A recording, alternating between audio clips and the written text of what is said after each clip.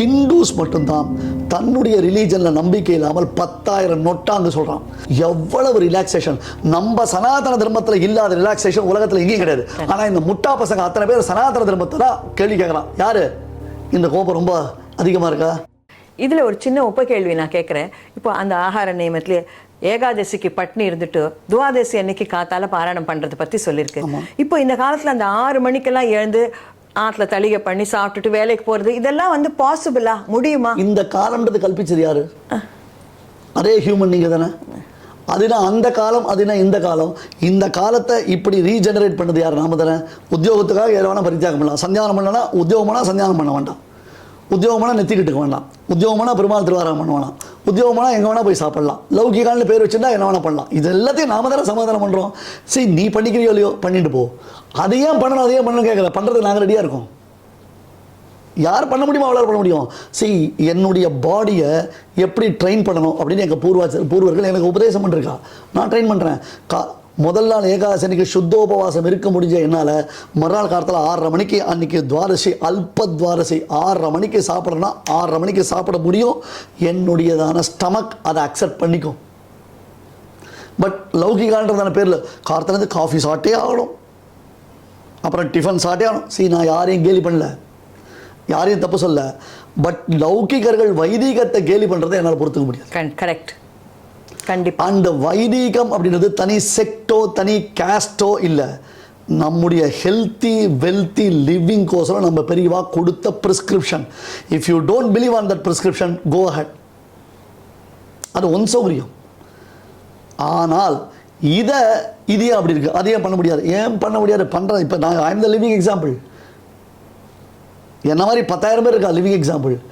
நீ இதை நாளைக்கு ஒரு கிரிக்கெட்டரோ இல்லைனா ஒரு அரசியல்வாதியோ ஒரு சினிமா ஸ்டாரோ வந்து நான் ஏகாதசி அன்னைக்கு உபவாசம் இருந்து துவாதசி அன்னைக்கு நான் சாப்பிட்டேன், அதனால தான் என்னால் செம்மையாக கிரிக்கெட் விளையாட முடியுது அப்படின்னு பூஸ்ட் அட்வர்டைஸ்மெண்ட் வரை கொடுத்தானா நிச்சயம் எல்லாரும் அதை ப்ராக்டிஸ் பண்ணுவோம். கண்டிப்பாக. Boost is the secret of my energy அப்படின்ற மாதிரி என்ன பண்ணுறான். Ekadashi is the secret of my எனர்ஜின்னு யாரா ஒருத்தர். புரியுதா? பகவத்கீதையை நான் சொன்னால் கேட்க மாட்டான். ஒரு ஆஸ்திரேலியன் கிரிக்கெட் ஒருத்தர் கையில் பகவத்கீதை வச்சுட்டு it is only because of this Bhagavad Gita I change my life அப்படின்னா பியூட்டிஃபுல் அப்படின்னு உடனே 10,000 பகவத்கீதை காப்பி விற்கும். கண்டிப்பா. இதுதான் லாஜிக். கண்டிப்பா. அதனால் இருக்க முடியாது அப்படி சொல்லாதீங்க. If you wants to practice. இங்கே பாருங்கோ, ஹிந்துஸ் மட்டும்தான். நான் கோபமாக சொல்கிறேன். ஏன்னா 10,000 பேர் இங்கே ட்ராவல் பண்ணுவா, எனக்கு தெரியும். I don't mind. யாருக்கு பிடிக்கலையோ நகர்ந்து போயிடுங்க. பிடிச்சவா என்னன்றதை புரிஞ்சுக்கோங்க. ஹிந்துஸ் மட்டும்தான் தன்னுடைய ரிலீஜனில் நம்பிக்கை இல்லாமல் 10,000 நொட்டாங்க சொல்கிறான். மீதி பேர்லாம் கண்ணை மூடிண்டு நடு ரோட்ல அவளுடைய ரிலீஜனை ஃபாலோ பண்ணுறதுக்கு தயாராக இருக்கான். கரெக்ட். அதை பார்த்து ஆறு நிற்கிற நாமோ சந்தியாதனம் பண்ணுறதை யோசிக்கிறோம். கண்டிப்பாக. நமக்கு எல்லாத்துலையும் எக்ஸப்ஷன். ஏகாதசிக்கு பட்டி இருக்க முடியலையா, டிஃபன் பண்ணி சாப்பிடு.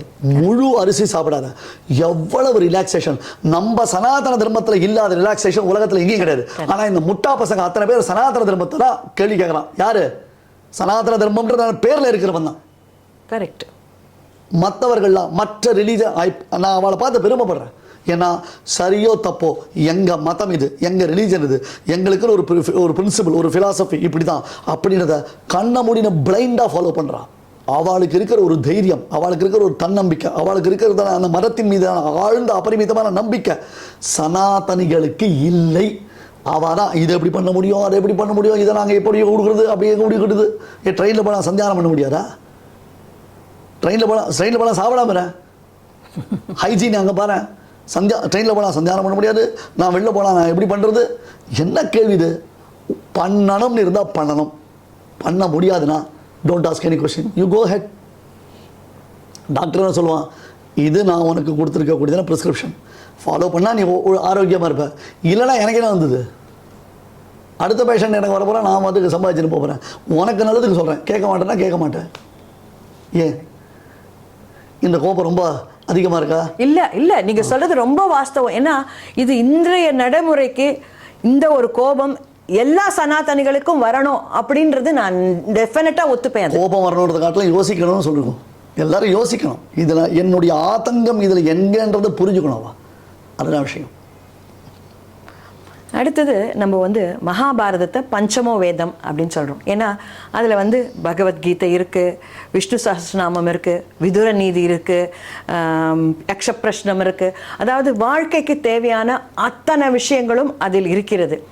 அதை நம்ம வந்து எப்படி அதை நம்ம போய் கிரகிச்சுக்கிறது, நம்ம சின்ன அடுத்த ஜெனரேஷன்ஸ்க்கு அதை எப்படி நம்ம கொண்டு போய் சேர்க்கறது? எல்லாத்தையும் கூகுளில் சர்ச் பண்ணுறதை முதல்ல நிறுத்தணும். கோகுலாச்சாரியன் கிருஷ்ணன் சொன்னதை கேட்கணுமே தவிர்த்து கூகுளாச்சாரியன் சொல்கிறத கேட்கக்கூடாது. எதை எடுத்தாலும் கூகுளில் கண்டென்ட் இருக்குது, but it won't connect you. நான் லட்சம் தடவை சொல்லிட்டேன், இதை சொன்னால் ஒத்துக்க மாட்டா. அவளுக்கு ஈஸி ஆக்சஸ் ஆகிடுது. இத்தனை புஸ்தகம் நான் சேர்த்து வச்சுருக்கேன். என்னுடைய 8ஆம் கிளாஸ்லேருந்து நான் இந்த புஸ்தகங்கள் சேர்க்க ஆரம்பிச்சிருக்கேன். நான் படிக்கிற காலத்தில் எனக்கு புஸ்தகங்கள் கிடைக்கிறது ரொம்ப கஷ்டம். Sanskrit college library, Madras university library, Connemara library, Devaneyapavanar library, Adyar library, இங்கெல்லாம் போவேன். இங்கே பாருங்க, எங்கள் அப்பா ஒரு சாதாரண ஸ்கூல் வாத்தியார். எங்கள் அப்பாவுக்கு ஒரு வருஷத்துக்கு எனக்கு தேவையான நோட்டு புஸ்தகம் வாங்கி தர முடியும், அதுக்கு மேலே எக்ஸ்ட்ரா வாங்கி தர முடியாது. தெரியுமா? வேஸ்ட்டாக இருக்கிற சினிமா போஸ்டர் இருக்கு இல்லையா, அதில் பேக் சைடில் தான் நான் எழுதுவேன். அதுதான் எனக்கு ரஃப் நோட். ஒரு சைக்கிள், அந்த சைக்கிளில் தான் போவேன் எல்லா இடத்துக்கும். அந்தந்த லைப்ரரியில் போய் ஜெராக்ஸ் எடுக்கிறதுக்கு கையில் பைசா கிடையாது. பைசா கொடு, ஏன்னா முடியாது. அந்த மாதிரி சுச்சுவேஷன். ஒரு புஸ்தகத்தை லைப்ரரியிலேருந்து எடுத்துகிட்டு வர்றதுக்கு முடியாது. அங்கங்கே போய் உட்காந்துப்போம், எழுதுவோம்.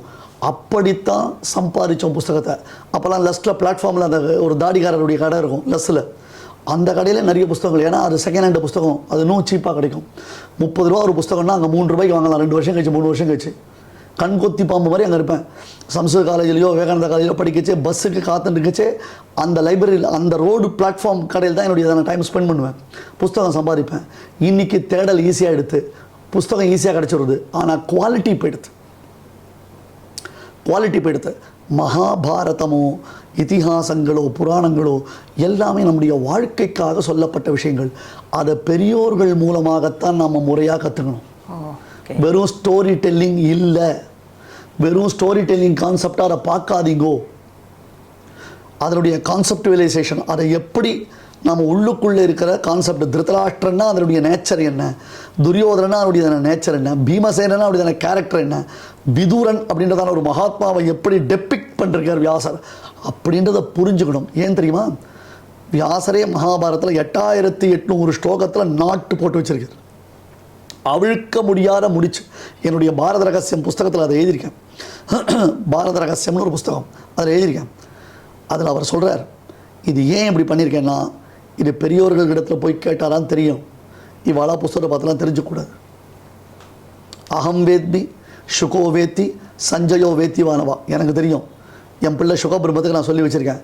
இது சஞ்சயனுக்கு தெரியுமோ தெரியாதோ எனக்கு தெரியாது, நீங்கள் போய் அவங்ககிட்ட போய் செக் பண்ணிக்கோங்கன்னு வியாசர் சொல்கிறார். தட் இஸ் அவர் ட்ரெஷர். இப்போ சமீபத்தில் கூட ஒரு உபன்யாசத்தில் சொல்லியிருக்கேன். 18 தடவை படையெடுத்து வந்தான். எத்தனையோ செல்வத்தை அபகரிச்சுன்னு போனான். நம்முடைய அறிவு செல்வத்தை அவனால் கவர்ந்துன்னு போக முடியல. இன்னி வரலும் இந்த சனாதன எதிர்ப்பாளர்களுக்கு பெரிய பிரச்சனையே என்ன தெரியுமோ, ராமாயண மகாபாரதம் அவளுக்கு அது கண்ணை உறுத்துறது. அது இருக்கிற பரியந்தம் ஆச்சந்திரார்க்க தாரகம் இந்த சனாதன தர்மத்தின் பேரில் கை வைக்க முடியாது, யாராலையும் எதுவும் பண்ண முடியாது. ஆனால் அன்ஃபார்ச்சுனேட்லி இதில் என்ன தோஷம் இருக்குன்னு தெரிஞ்சுக்கிறதுக்கு அவா படிக்க விரும்புகிறா. அட்லீஸ்ட் இதை ஃபாலோ பண்ணக்கூடிய நாம இதில் என்ன இருக்குன்றத ஒரிஜினலாக ஒரு பெரியவாழ்கிட்ட உட்கார்ந்து படிக்க மாட்டேன்றோம். இன்றைக்கி அந்த இக்னோரன்ஸ் இஸ் வெரி பேட். அது ரொம்ப தப்பு. ஒரு தடவை 2 தடவை கேட்டாலாம் போகாது. நம்முடைய வாழ்க்கையில் ஒரு டயத்தை தினந்தோறும் இது போல் ஒரு ஆக்டிவிட்டீஸுக்கு நம்ம ஸ்பெண்ட் பண்ணணும். இன்றைக்கி யூடியூப் எல்லாம் மறக்காமல் என்னுடைய சேனலை சப்ஸ்கிரைப் பண்ணுங்கோ, சப்ஸ்கிரைப் பண்ண மறந்துடாதீங்கோ. என்ன இது மொனாட்டனஸான ஒரு வார்த்தை யூஸ் பண்ணுறோம். அந்த காலத்திலலாம் அயோத்தியா மண்டபத்தில், ஆஸ்திக சமாஜத்தில், ஆர்ஆர் சபாவில், தவனோத்சவ பங்களாவில், திருவள்ளிக்கணியில் அங்கெல்லாம் உபன்யாசம் நடக்கும் சாயங்காலத்து வேளையில். இந்த இந்த இந்த என்னது பாகியலட்சுமி பாண்டியன் ஸ்டோர்ஸ்லாம் யாரும் உட்காந்து பார்த்துட்டு இருக்க மாட்டான். ஒரு 3 மணி நேரம் அட்டன்டிவாக அங்கே உட்காந்து உபன்யாசம் கேட்பா. நோ ஃபோன், நோ வீட்டு சிந்தை, எதுவுமே கிடையாது. உட்காந்து கேட்பா. மக்கள் மனதில் ஆழமாக பதிஞ்சது. அது அவர்களுடைய வாழ்க்கையில் பிரதிபலித்தது. அவர்களுடைய வாழ்க்கையில் அது யூட்டிலைஸ் பண்ணப்பட்டது. அந்த வாழ்க்கையில் அதை ப்ராக்டிஸ்ட்டை கொண்டு வந்தாவா. புரிஞ்சுதா? இன்னைக்கு அதை நாம் தவறிட்டோம். கண்டதே காட்சி கொண்டதே கோலம் அப்படின்றத பண்ணிருக்கோம். மகாபாரதம் என்பது உண்மையிலேயே 5வது வேதம்னா உலகத்தில் இருக்கிற ஒவ்வொரு ஜீவராசிக்கும் வாழ்க்கையை காண்பிக்கக்கூடிய தெளிவான விளக்கு மகாபாரதம். இது அவன் நடித்தான், அவன் நடித்தான், இந்த கேள்விலாம் இல்லை. Apart from that some beautiful concepts are there. தயவு செய்து பெரியோர்களிடத்தில் அதை கேட்டு தெரிஞ்சுக்கோங்க. லைஃப்பில் கொஞ்சமான டைம் ஸ்பெண்ட் பண்ணுங்க. எக்ஸசைஸ் பண்ணுறதுக்கு டைம் ஸ்பெண்ட் பண்ணுறோம், ரெக்ரியேஷனுக்கு டைம் ஸ்பெண்ட் பண்ணுறோம் இல்லையா? ஆத்மலாபத்துக்காக அட்லீஸ்ட் ஒரு 1/2 hour கான்சன்ட்ரேட் பண்ணி ஃபோனெல்லாம் தூக்கி அப்படி வச்சுட்டு மெசேஜ் பார்த்துட்டே இருக்கக்கூடாது, நோட்டிஃபிகேஷன் பார்த்துட்டே இருக்கக்கூடாது. ஆஃபீஸ் காலை லேப்டாப்பில் நாம் கனெக்ட் பண்ணுறோம். ஆனால் வாட்ஸ்அப்பை லேப்டாப்பில் நாம் போட்டதுனால நோட்டிஃபிகேஷன் பார்த்துட்டு இருக்கோம். இங்கேயும் கான்சன்ட்ரேஷன் இல்லை, அங்கேயும் கான்சன்ட்ரேஷன் இல்லை. இப்போ இதுதான் ட்ரெண்டு. அதுலேருந்து வெளில வரணும். நீங்கள் இப்போ இது சொன்னதில் ஒரு சின்ன கேள்வி என் மனசில் தோன்றது. ராமாயண மகாபாரதத்தை ஒரு ஆச்சாரியர் மூலமாகவோ குரு மூலமாகவோ நீங்கள் வந்து கற்றுக்கோங்க அப்படின்றீங்க.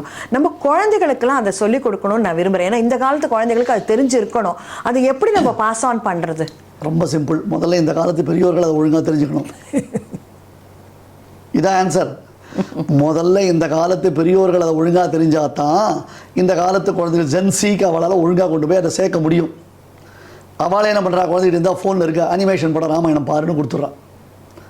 அனிமேஷன் படம் பாரு மகாபாரதம். ஒன்று கவனிச்சல நீங்கள், பசங்களுக்கு ஸ்ட்ரோக்கா கிளாஸ் அழைச்சின்னு வரான். எங்கள் பசங்க நாங்கள்லாம் கற்றுக்கல, எங்கள் பசங்க கற்றுக்கிட்டோம். நீங்கள் அதை கவனிச்சிருக்கீங்களா? இந்த பசங்க 8ஆம் கிளாஸ் படிக்கிற வரைக்கும் ஸ்ட்ரோக்கா கிளாஸுக்கு அலோவ் பண்ணுவான். அதுக்கப்புறம் இந்த அப்பா அம்மா கையில் ஒரு வேப்பிலையை வச்சுருங்க, ஐயோ பப்ளிக் எக்ஸாம் என்ன ஆகும். அப்போ என்னாச்சு, ஒன்றை மாதிரி தான். அந்த 8ஆம் கிளாஸுக்கு அப்புறம் 8வது வயசு வரலும் அந்த பையனுக்கோ அந்த குழந்தைக்கோ ஓய்வே கிடையாது. மறுபடியும் இந்த ஸ்லோகத்துக்கோ இந்த கதைகளுக்கோ இந்த ப்ரெசன்டேஷனுக்கோ உள்ளே வர போகிறது இல்லை. கரெக்டு உண்டா? ஆமாம் கரெக்டு. ஐயோ தான். இன்னொன்று, எல்லாரும் எங்களை என்ன கேட்குறா, நீங்கள் ஏன் ராமாயணத்தில் ஒரு படம் எடுக்கக்கூடாது, நீங்கள் ஏன் மகாபாரதத்தில் ஒரு படம் எடுக்கக்கூடாது? நான் என்ன கேட்குறேன், நீங்கள் ஏன் பசங்களை உட்கார வச்சு கதை சொல்லக்கூடாது? இன்னைக்கு எனக்கு இன்ஸ்பிரேஷன் எங்கள் பாட்டி. கரெக்டு. அந்த காலத்தில் நரசிம்ம பிரியாவில் வரக்கூடிய மகாபாரத கதைகளை படிச்சுட்டு எங்கள் பாட்டி எங்களுக்கு கதை சொல்லுவா. மகாபாரத சீரியல் விஜய் டிவியில் பார்த்து எங்கள் பாட்டி கதை சொல்ல. எனக்கு நரசிம்ம பிரியா புஸ்தகத்தில் மகாபாரதம் வரும் சீரீஸ். அந்த மகாபாரதத்தை படிச்சுட்டு எங்கள் பாட்டி எங்களுக்கு கதை சொல்லுவா. அது உனக்கு சொல்கிறதுக்கு பொறுமை இல்லை. நீ ஃபோனை வச்சுருக்க, குழந்தை இம்சை பண்ணாமல் இருந்தால் போகிறோம், அதுக்கு ஒரு ஃபோனை வாங்கி கொடுத்தா, நாய்க்கு ஃபோனு, பூனைக்கு ஃபோனு, ஆற்றுல வளர்க்குற முயலுக்கு ஃபோனு.